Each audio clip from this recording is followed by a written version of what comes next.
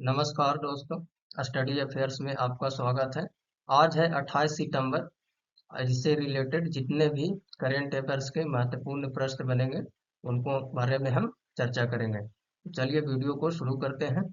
पहला प्रश्न है, हाल ही में विश्व गर्भ निरोधक दिवस कब मनाया गया? तो इसका राइट आंसर हो जाएगा 26 सितंबर। चलिए इसके बारे में जानते हैं। तो हाल ही में 26 सितंबर को विश्व गर्भ निरोधक दिवस दुनिया भर में मनाया गया। इसकी शुरुआत कब हुई थी? तो वर्ष 2007 में। इसका शुरुआत करने का उद्देश्य क्या था?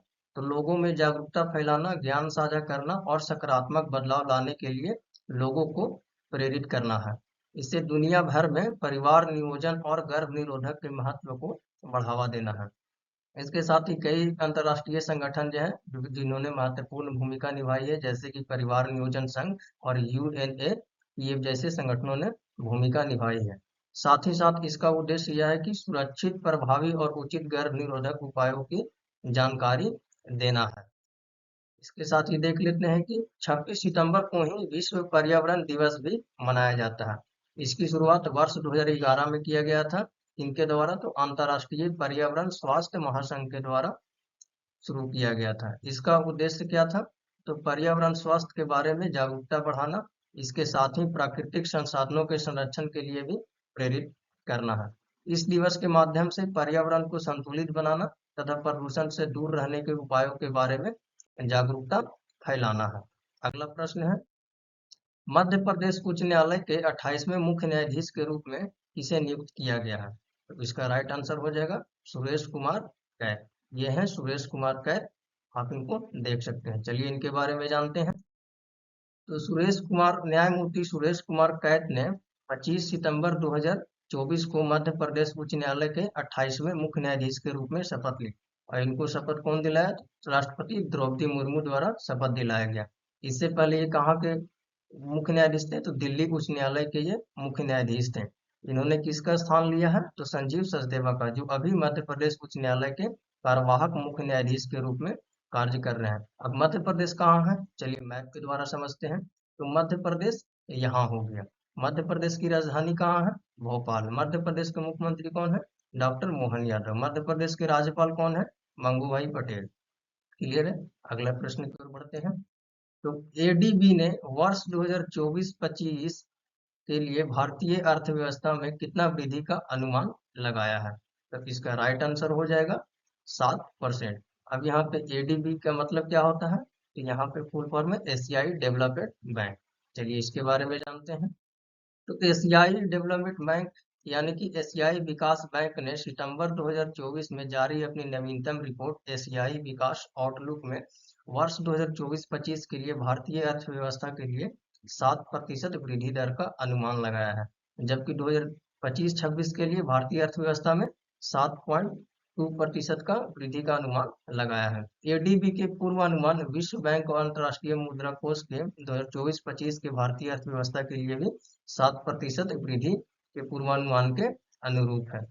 इसके अलावा भारतीय रिजर्व बैंक ने भी 2024-25 के लिए भारतीय अर्थव्यवस्था के विकास में 7.2% रहने का अनुमान लगाया गया है। अब एडीबी क्या है इसके बारे में जान लेते हैं। तो एडीबी का मुख्यालय कहाँ है? मॉन्ड्यूलॉन्ग सिटी, मेट्रो मनीला, फिलीपींस में। इसके कितने सदस्य हैं? तो 28 सदस्य। इनके अध्यक्ष कौन है? मात्सा सुगु स्कावा। ये अगला प्रश्न है। वैश्विक नवाचार सूचकांक GII 2024 के अनुसार भारत किसने स्थान पर है? तो इसका राइट आंसर हो जाएगा 39वें स्थान पर। अब GII क्या है? तो इसका फुल फॉर्म हो जाएगा ग्लोबल इनोवेशन इंडेक्स। चलिए इसके बारे में जानते हैं। तो वैश्विक नवाचार सूचकांक 2024 GII में भारत की रैंकिंग एक पायदान की वृद्धि कर 39 हो गई है। इससे पहले 2023 में वह कितने स्थान पर था? तो 40वें स्थान पर। पिछले 9 वर्षों में भारत की रैंकिंग कितने में सुधार हुआ? तो 42 पायदान का सुधार हुआ है। 2015 में यह 81वें स्थान पर था, जो 2024 में 39वें स्थान पर आ गया। इस सूचकांक में सबसे शीर्ष पर कौन रहा? तो स्विट्जरलैंड। जबकि अफ्रीकी देश अंगोला सबसे निचले स्थान पर है। इसमें कितने देशों को शामिल किया गया? तो 133 देशों को शामिल किया गया। वैश्विक नवाचार सूचकांक 2007 से हर साल विश्व बौद्धिक संपदा संगठन यानी कि WIPO द्वारा प्रकाशित किया जाता है। 17वें संस्करण था ये। इसमें 133 देशों और दुनिया के शीर्ष 100 विज्ञान और प्रौद्योगिकी समूहों को उनके नवाचार प्रदर्शन के आधार पर रैंक दिया गया। अब देखिए, जो ये 2024 का ग्लोबल इनोवेशन इंडेक्स है, इसमें टॉप 10 कंट्री कौन कौन है? तो पहले स्थान पर हो गया स्विट्जरलैंड, दूसरे पे हो गया स्वीडन, तीसरे स्थान पर है संयुक्त राज्य अमेरिका, चौथे स्थान पर है यूनाइटेड किंगडम, पांचवें स्थान पर है सिंगापुर, छठे स्थान पर है फिनलैंड, सातवें स्थान पर है नीदरलैंड, आठवें स्थान पर है जर्मनी, नौवें स्थान पर है डेनमार्क, जबकि 10वें स्थान पर है दक्षिण कोरिया। बढ़ते हैं अगले प्रश्न की ओर।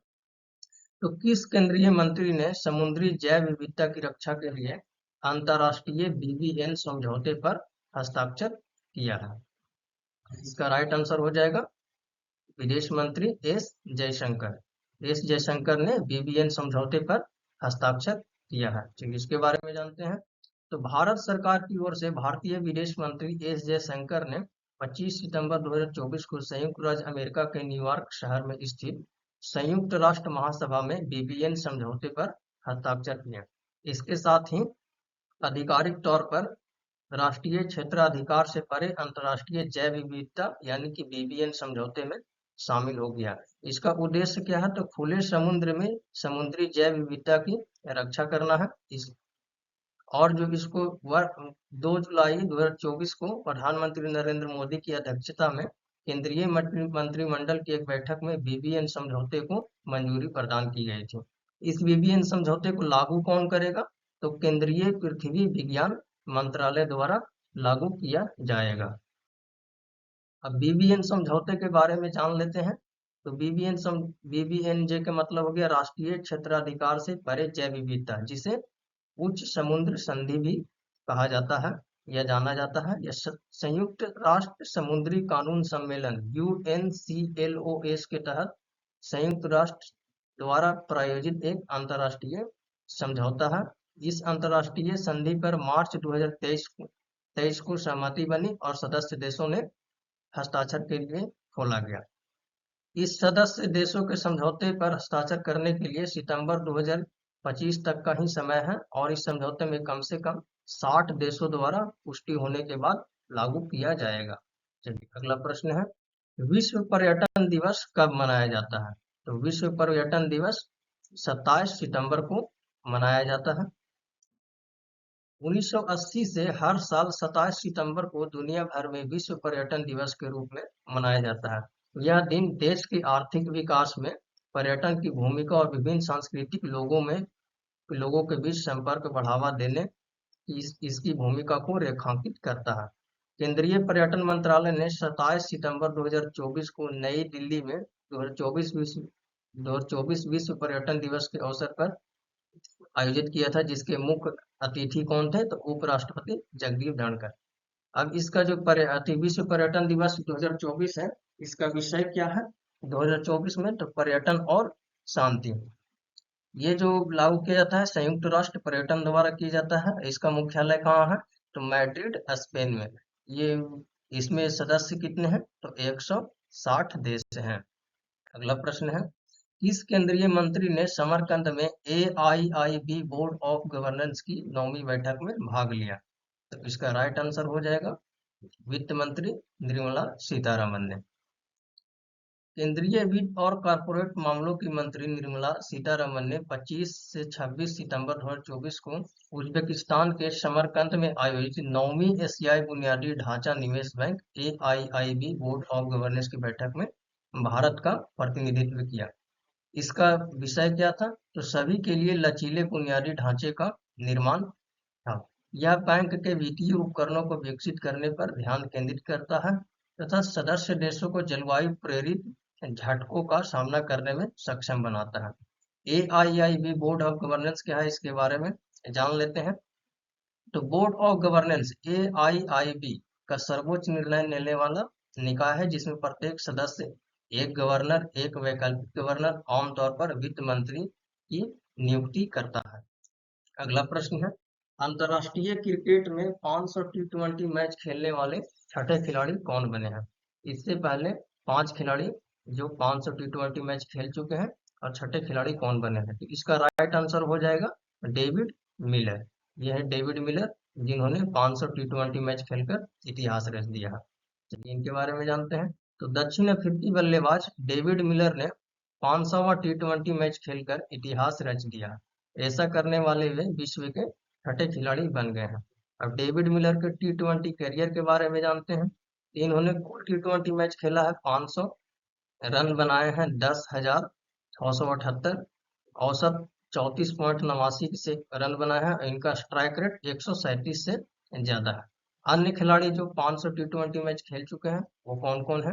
तो कीरन पोलार्ड पहले नंबर पर 684 match, Dwayne Bravo 582 match, Shoaib Malik 542 match, Sunil Narine 525 match, Andre Russell 523 match.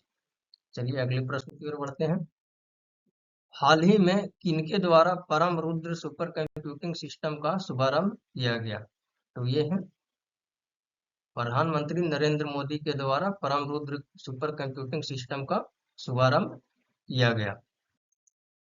प्रधानमंत्री नरेंद्र मोदी ने पुणे में 3 परम रुद्र सुपर कंप्यूटिंग सिस्टम का उद्घाटन किया है। राष्ट्रीय सुपर कंप्यूटिंग मिशन के तहत विकसित लगभग 130 करोड़ रुपए की लागत वाली ये प्रणालियां पुणे, दिल्ली और कोलकाता में तैनात की जाएगी। उच्च प्रदर्शन वाली कंप्यूटिंग प्रणाली मौसम और जलवायु अनुसंधान का भी समर्थन करेगी, जो इन क्षेत्रों में प्रगति में महत्वपूर्ण योगदान देगी। अगला प्रश्न है और अंतिम प्रश्न है, IBSF विश्व सिक्स रेड चैंपियनशिप में स्वर्ण पदक किसने जीता है। तो इसका राइट आंसर हो जाएगा, यह है कमल चावला। यह है कमल चावला, क्योंकि ये स्नूकर के खिलाड़ी हैं। ठीक है, इसमें स्नूकर और बिलियर्ड्स दोनों खेला जा रहा था, लेकिन इसने स्नूकर में मतलब स्वर्ण पदक जीता है। अब IBSF का फुल फॉर्म क्या होता है। International billiards and snooker federation. चलिए इसके बारे में जानते हैं।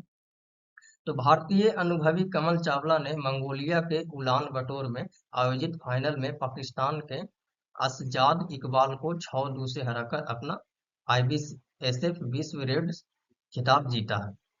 अब इसके अलावा जो 3 कांस्य पदक भी इस में जीते हैं, तो वो कौन कौन है। तो भारत के मलकीत सिंह, विद्या पिलाई और कीर्तिना पांड्यन ने 3 कांस्य पदक हासिल किए हैं। विद्या सेमीफाइनल में हांगकांग की नग ऑन सी से हारने के बाद अपना खिताब बचाने में असमर्थ रही, और ये कितना से हारी, 2-4 से। ये 2-4 से हारी। तो फ्रेंड्स, आज के वीडियो को यहीं समाप्त करते हैं। वीडियो कैसा लगा आप कमेंट करके बताएं। अगर चैनल पे नए हैं तो लाइक और सब्सक्राइब करना ना भूलें। मिलते हैं नेक्स्ट वीडियो में, तब तक के लिए जय